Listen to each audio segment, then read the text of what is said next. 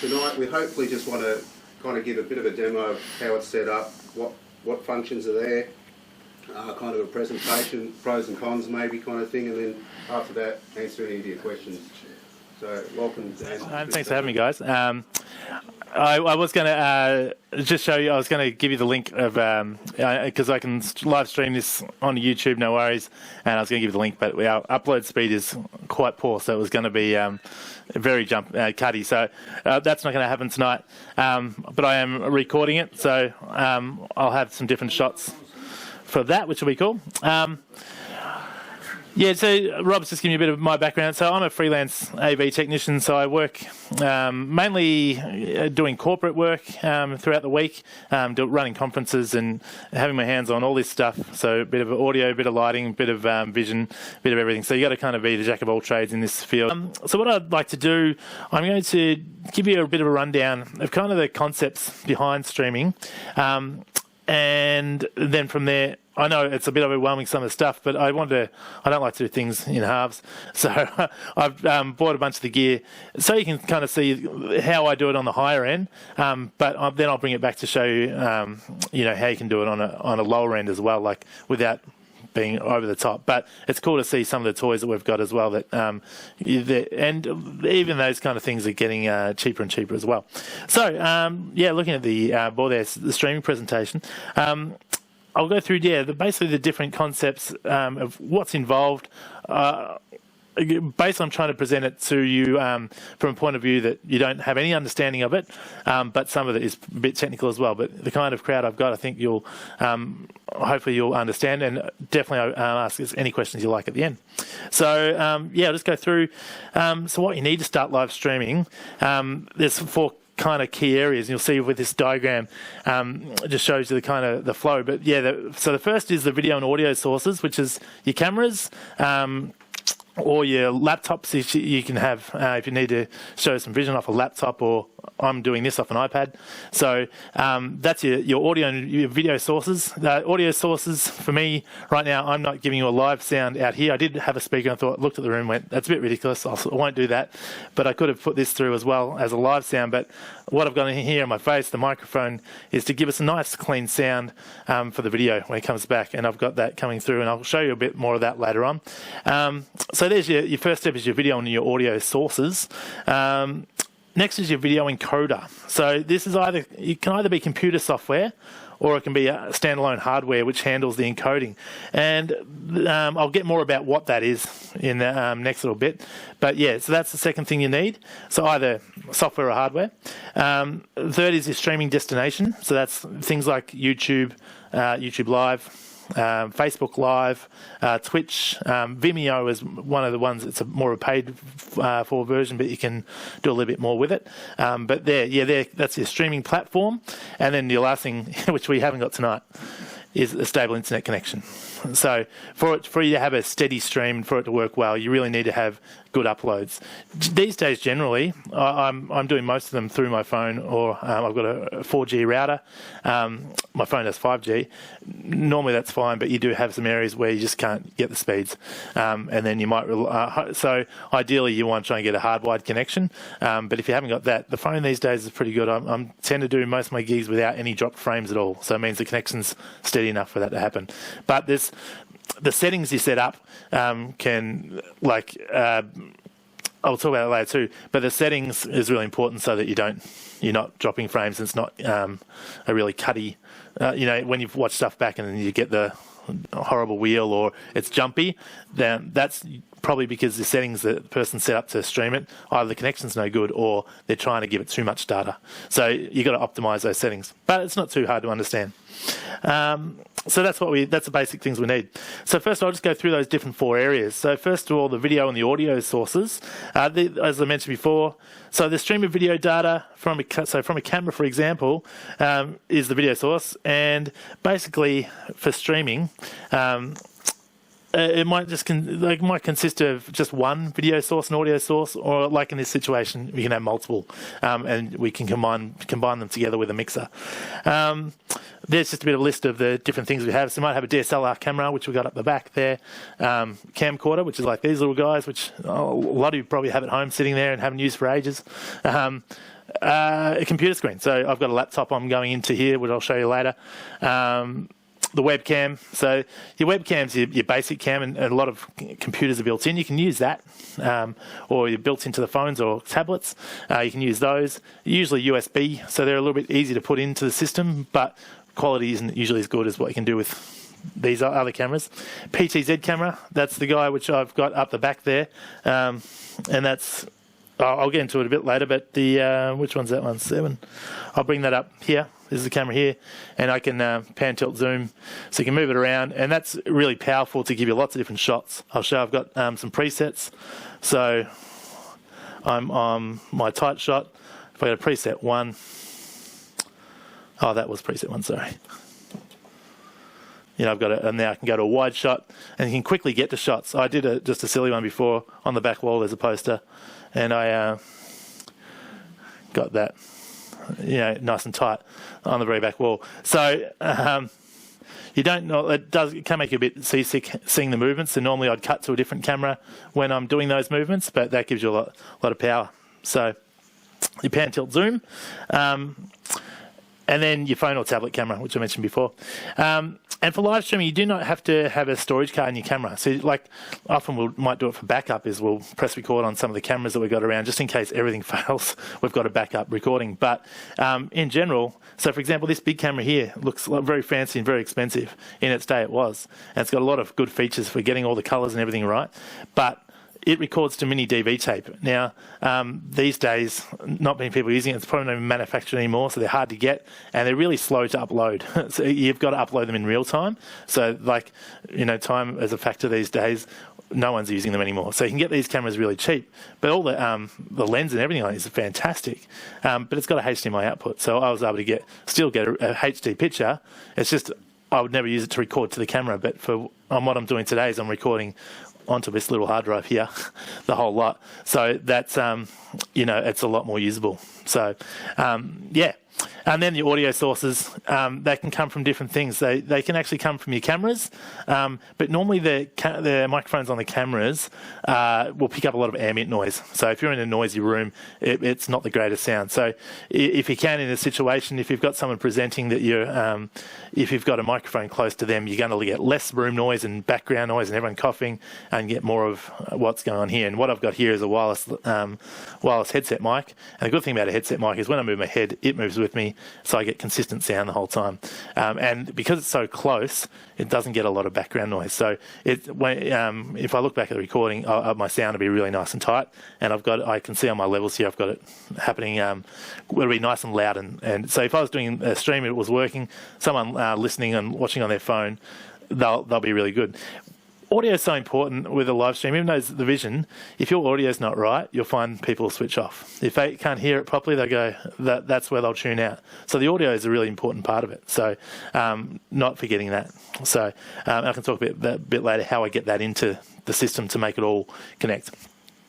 So how to capture the audio and video sources. So with these cameras, they're all coming either by HDMI, which many of you will have HDMI with your devices at home these days that plug into your tally.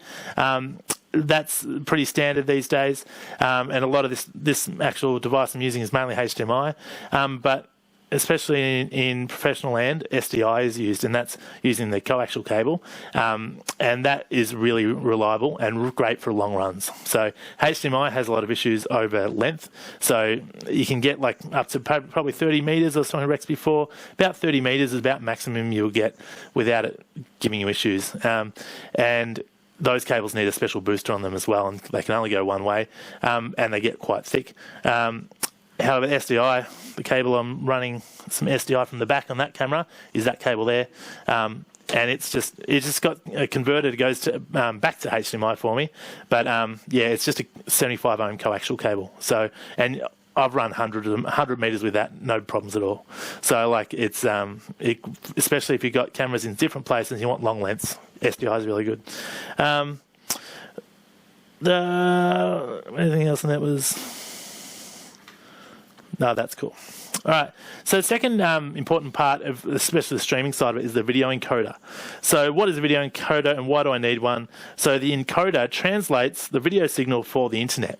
So effectively what it does, the cameras, the way they're built and the signal they put out is high quality and the files they create are large. So getting that to the internet and streaming it is no good for us. So the encoder basically strips it all down, makes it much smaller, and then you're dealing with a much smaller file for the internet to handle, but still at a great quality that people can watch very comfortably. So that the encoder's dealing with that. It's getting the information and then compressing it so then you can put it online. And so there's either software encoders, which I'll show you, OBS, which is a free one, and a lot of people are using it. We use it in the professional land as well. It's just a really good program that works. And then you've got hardware encoders, which I've got one right here. But basically, a hardware encoder is a device like this one, which is a switch, and I'll show you that later. Its processing happens in there. So there's kind of benefits and of both. Like OBS is great for starting and getting things happening, but once you start doing a lot more work, if you've got something that's a dedicated hardware encoder, then it's less. You're not less reliant on the computer because the encoding takes a lot of CPU power on the computer. So you need a really good computer, or otherwise a hardware encoder will be a better option. Yeah, I just talked about those. Real common one these days is the ATM Mini Pro. I've got the Mini Extreme, which is a bigger version of this. And so this is an example of a hardware encoder and a really reasonable price too. So this little guy, you're looking at about $400 or $500 for this one. But for what it does, it's really powerful. So you can, the 1, 2, 3, 4, you can handle 4 inputs in. So you could have 4 cameras or any devices such as laptops in. And then this deals with the audio side of it. So you can...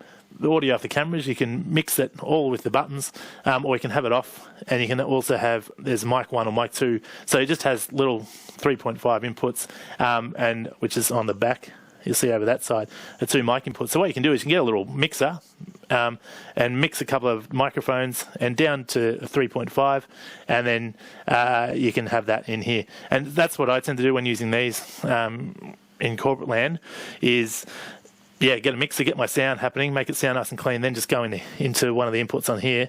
Don't use any of the camera mics because they tend to be, as I said before, a bit troublesome and not the greatest sound for what we're after. But good to have there. If you suddenly need a bit of crowd noise, you've got a crowd microphone. So, you can use them and you can bring them in and out really easy on this. And then over here, you can change some settings. You got some cut, auto, so you can either cut when you push the button and change the which input it is. It can either snap or you can go nice and smooth with auto, but I won't get too much into that. Some picture-in-picture stuff which I'll show later, and then the video out. But that's a little basic version, and that's an example of a hardware encoder which is pretty reasonably priced, and what a lot of guys are going for now. That's amazing. Blackmagic, really good quality stuff, but they've made the price pretty low, which is cool. Yeah, that's right. So just talk about a couple of different areas, just about the encoder. So when we're setting up the encoder, this is getting a little bit complex, but just so you're aware of these areas, I won't get too in-depth with it. But these are the most important encoder settings. So when you're setting it up so that the Extreme works, like I was saying before, if you haven't got these settings right, that's where you can get it really jumpy, or if you've got your settings too low, it'll stream really smoothly, but it'll look really bad. So when you get a picture, it's a bit blurry because it's just not enough data in there. So you've kind of got to balance it right. So that's the key things that you're looking out for. So the first one is frame rate. So the frame rate is how many frames per second. So if anyone's worked with video stuff before, that's not going to be anything new. But so the common input, so just to show you an example, so 10 frames per second, that's outrageously low, infuriating to the human eye, so it's no good. 24 or 30 frames per second is standard for digital video, and that's pretty good, and we accept that. And then if you've got 60 frames per second, it's beautiful and lifelike, but it's you'll find it won't work as well with streaming all the time. So that's why most people stick to about 24 to 30 frames. The next thing is the output resolution. So like you have on a television, the different output resolutions. So you got 480p. So what that means is the dimension in pixels is 858 by 480. And that's what we call, otherwise known as standard definition. Then we have 720p, which our dimensions is 1280 by 720 pixels. And that's our HD. Then 1080p, which is your full, otherwise known as full HD, and that's 1920 by 1080.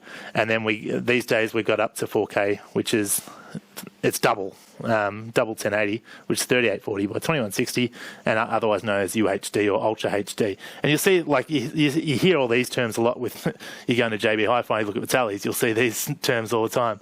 Where they become important for us, that's how, like, obviously the higher resolution, the sharper the image, but the higher it is, the more data. So you've got to balance all that out. So what I've said over here, the most common resolution that we use today is 720 and 1080, because as soon as you, like 4K, it still takes a lot of processing, especially for streaming. You need a really hot internet connection to make that work, so it's not ideal. So, but that's, resolution we've got to take into play. And then, so today, if I wanted to actually get the stream out and I didn't have much, I would have had to go 480p, go the lowest resolution. And then the next thing is the bit rate. And that's, the bit rate is how much data you are sending out. So how much data you are uploading per second. So generally expressed in kilobits per second, although megabits can also be used. That you've got, our common values are 1,000 kilobytes per second, 2.5 or 3,000. 3,000 kilobits per second is about what you want as kind of for a good quality production as a minimum. If you can get higher than that, it's going to be a higher quality picture as well. Where this ties in with to make sense of where it fits in, when I tested that before I did a speed test and saw what my phone, it's all about the upload. When you're sending the vision, it's your upload that you're doing. So if you've ever seen that, so at home on the internet, I can get 40, 50 megabits per second upload, and that's good. That's heaps. What we're looking at here, how this ties in, obviously this is 3,000 kilobits is 3 megabits. So what we're looking at, your internet connection. So for me to comfortably run my stream at 3,000 kilobits per second, I need to have 3 megabits per second upload when I do my speed test. Today I had 0.55 and then I had 0.22. So to run my stream, I would have been less than 1,000 kilobits per second. And our general rule of thumb, I might have written it here somewhere, general rule of thumb is you want to go at least 75%. You want to have your connection, you're only going to do 75%. So if you want to do 3,000 kilobits, you want to have at least a 4 meg upload, because it's going to fluctuate a little bit. So if you can't go right on the limit, otherwise you'll still have dropouts. But if I had 40 megabits like at home, I can run them comfortably and go higher. I can boost it up. So, but that's something to look at. And the next thing is the codec. H.264 is the standard codec these days, and that's just a method of compressing. But the most common one, which is used, H.264. Don't really need to know that, but you'll probably see that coming along it. And this is what I was talking about here: keeping a fine balance between the bit rate, the frame rate, which we had before, the output resolution is what makes a good stream. So how high you can go depends largely on the type of encoder you use and your internet bandwidth. So that's why we'll always do a speed test at the start, see where our internet's sitting, and then we know where we can comfortably set up all these settings. Cool. Then the streaming destination.